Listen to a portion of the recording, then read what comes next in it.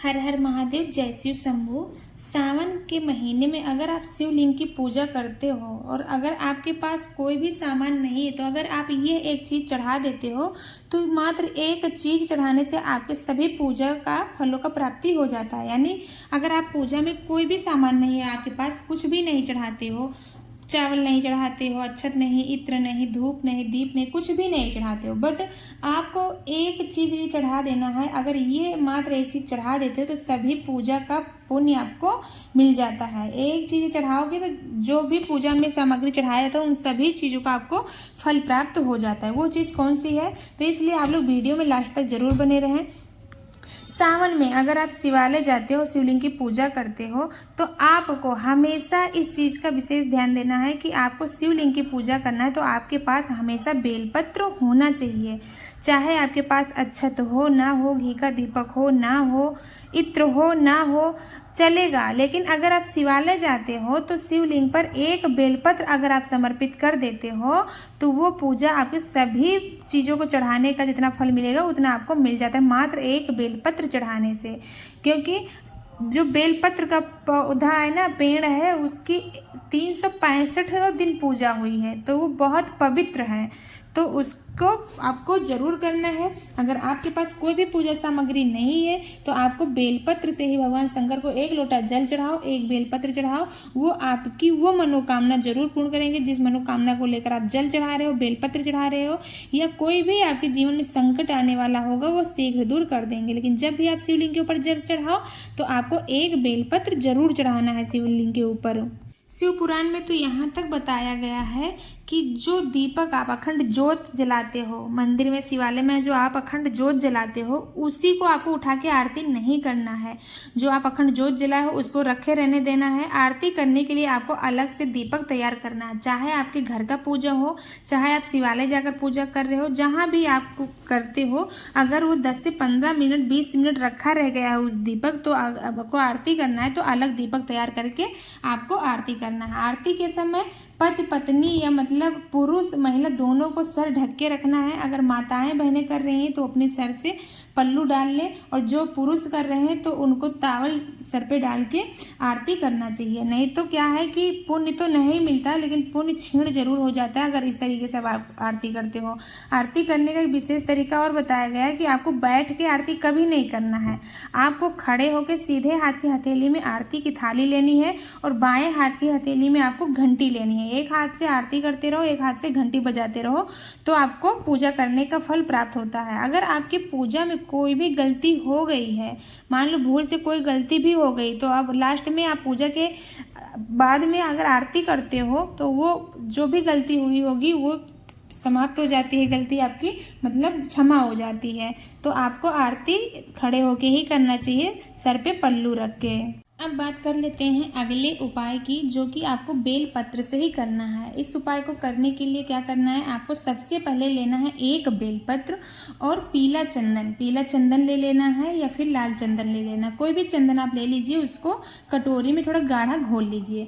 उसके बाद आपको लेना है एक बेलपत्र। एक बेलपत्र लेना, उसके नीचे का जो डूट होता है उसको थोड़ा सा तोड़ लेना। तोड़ने के बाद आपको जो चंदन का घोल लगाए हो उस चंदन के घोल का आपको बेलपत्र के ऊपर 108 बिंदी लगानी है।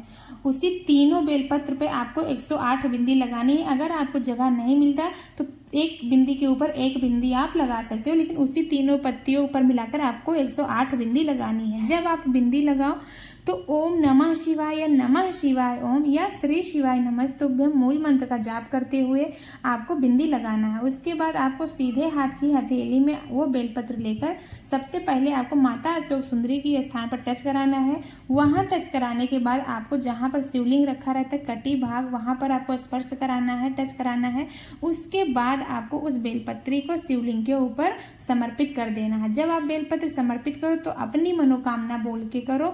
2 महीने के अंदर अंदर ही आपकी वो मनोकामना पूर्ण हो जाएगी जिस मनोकामना को लेकर ये उपाय आप किए हो। तो इस सावन के पवित्र महीने में आप कर लेते हो तो आपकी वो मनोकामना बहुत शीघ्र पूर्ण हो जाएगी। लेकिन इस उपाय को करने से पहले आपको ये ध्यान देना है कि ये उपाय आपको नियम बना के करना है। लगातार आपको 1 महीने ये उपाय करना है। अगर 1 महीने नहीं कर सकते हो तो 5 सोमवार करो या फिर प्रदोष करो या मासिक शिवरात्रि पर करो, बट जिस दिन से उठाओ, मतलब जिस तिथि से आप ये उपाय करना शुरू करो, उन विशेष तिथियों का ध्यान रखना है। जैसे मासिक शिवरात्रि से कर रहे हो तो 5 मासिक शिवरात्रि करो, अगर सोमवार कर रहे हो तो 5 सोमवार करो।